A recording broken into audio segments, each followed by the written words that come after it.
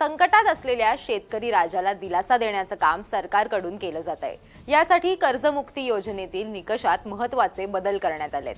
यासोबतच आषाढी वारी आणि इतर महत्त्वाच्या घडामोडींचा आढावा आपण महाविजनमध्ये घेणार आहोत। नमस्कार, मी देवयानी। बुलेटिनच्या सुरुवातीला एक नजर टाकूयात हेडलाईन्सवर। बळीराजाला सरकारचा मोठा दिलासा। कर्जमुक्ती योजनेतील 50,000 रुपयांची अट काढली। मुख्यमंत्र्यांच्या घोषणेनंतर कॅबिनेटमध्ये मोठा निर्णय। आषाढीच्या रंगात सरकारही रंगलं। पंढरपूर वारी आणि संतांच्या पाऊलखुणा माहितीपटाचा प्रीमियर। मुख्यमंत्र्यांनी पालख्यांचंही दर्शन घेतलं। मुंबईसह राज्यभर पायाभूत सुविधांच्या विकासाला वेग। विकसित महाराष्ट्रासाठी शासन कटिबद्ध। उपमुख्यमंत्री शिंदेंनी ग्वाही दिली। शहरांच्या सर्वांगीण विकासासाठी अर्बन चॅलेंज फंड निर्माण करावा। मुख्यमंत्री फडणवीसांनी निर्देश दिले। बारामतीमध्ये आदिशक्ती महिला सक्षमीकरण आणि 2 व्हील्स ऑफ होप उपक्रम। उपमुख्यमंत्री सुनेत्रा पवारांच्या उपस्थितीत कार्यक्रम।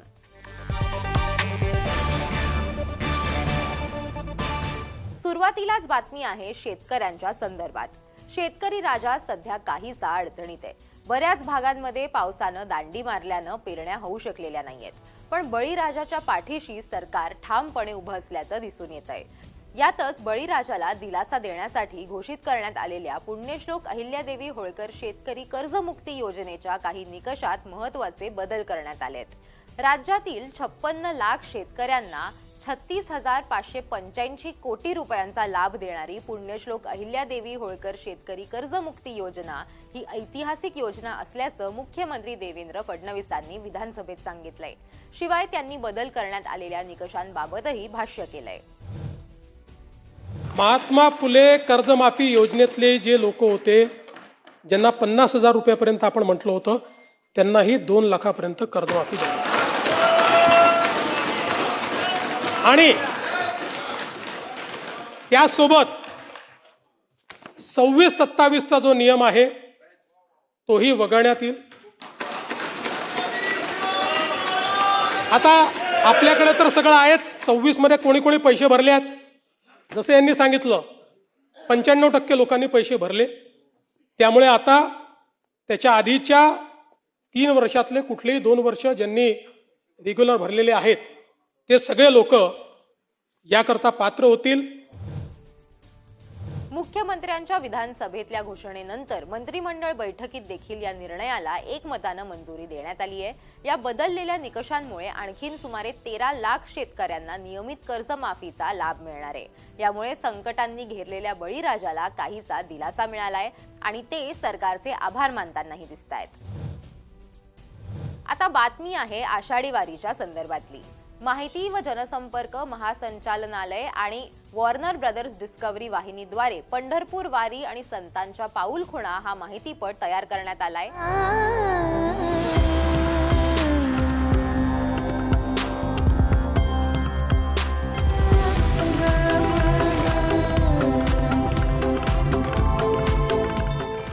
नुकताच आयनॉक्स चित्रपटगृहात मुख्यमंत्री देवेंद्र फडणवीसांच्या उपस्थितीत याचा प्रीमियर शो झाला। हा माहितीपट पंढरपूर वारीची प्रत्यक्ष अनुभूती देत असल्याचं उपस्थितांनी सांगितलंय। प्रीमियर नंतर मुख्यमंत्र्यांनी याबाबत भावना व्यक्त केल्या।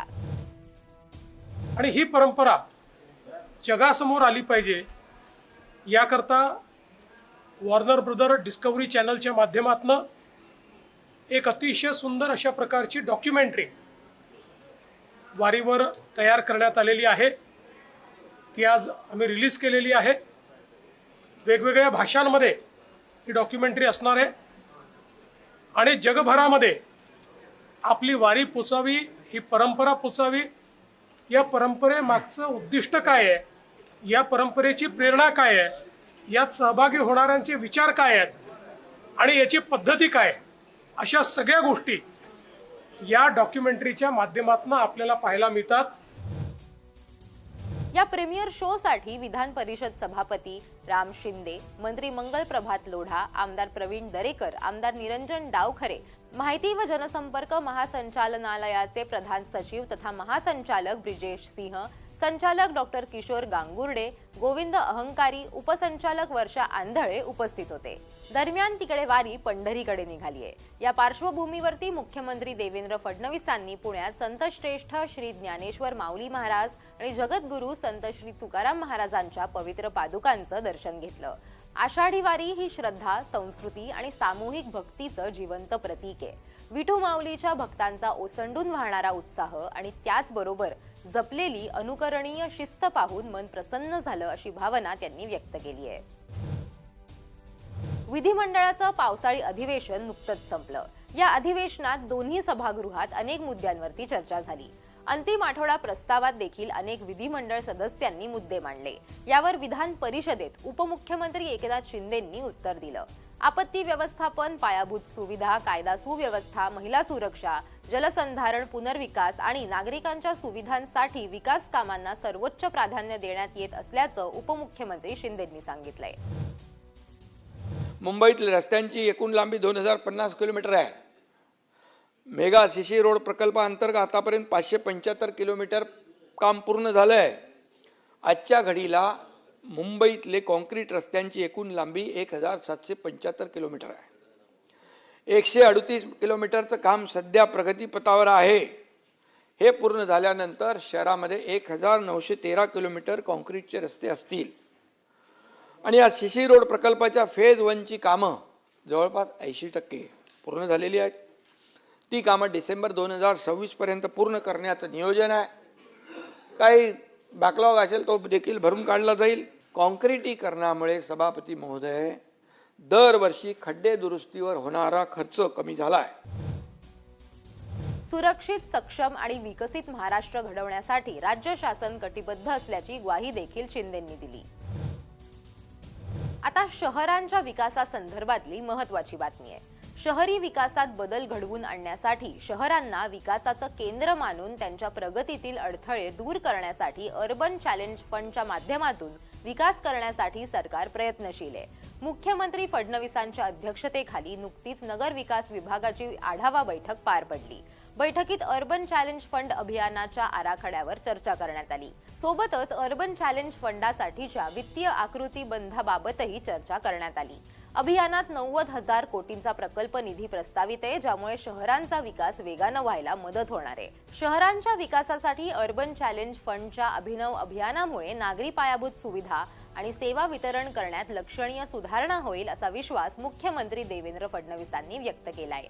बैठकीला नगर विकास राज्यमंत्री माधुरी मिसाळांसह वरिष्ठ अधिकारी उपस्थित होते। आता बातमी आहे बारामतीतून। बारामतीत आदिशक्ती महिला सक्षमीकरण आणि 2 व्हील्स ऑफ होप या उपक्रमाचा शुभारंभ सोहळा नुकताच पार पडला।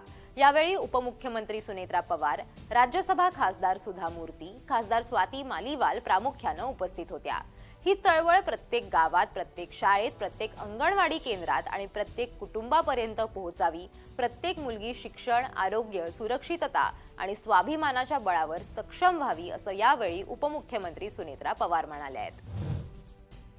योग्य साधन आणि योग्य संधी मिळाली तर मुलगी केवळ शाळेतच पोहोचत नाही, तर ती स्वतःच्या भविष्यापर्यंत पोहोचते। उपक्रमामागे एक समान ध्येय आहे, गुणवत्तापूर्ण शिक्षण, ग्रामीण आणि शहरी मुलगा आणि मुलगी सक्षम आणि वंचित अशा कोणत्याही भेदामध्ये अडकू नये, हीच आमची सर्वांची इच्छा आहे। कोणतीही पात्र महिला केवळ माहितीच्या अनुभवाच्या योजनेतूनच वंचित राहणार नाही, कोणतेही बालक पोषण सेवेपासून दूर राहणार नाही आणि कोणतीही मुलगी अंतर किंवा परिस्थितीमुळे शिक्षण सोडणार नाही, या ध्येयाने हे शासन काम करत आहे। 2 व्हील्स ऑफ होप अंतर्गत 2000 मुलींना सायकलीचं वितरण करण्यात आलं। यासोबतच डिजिटल वर्ग, प्रयोगशाळा, विज्ञान अनुभव उपक्रम, शाळांमधील पाणी व स्वच्छता सुविधा आणि विद्यार्थ्यांच्या सर्वांगीण विकासासाठी विविध उपक्रमांचाही शुभारंभ करण्यात आला।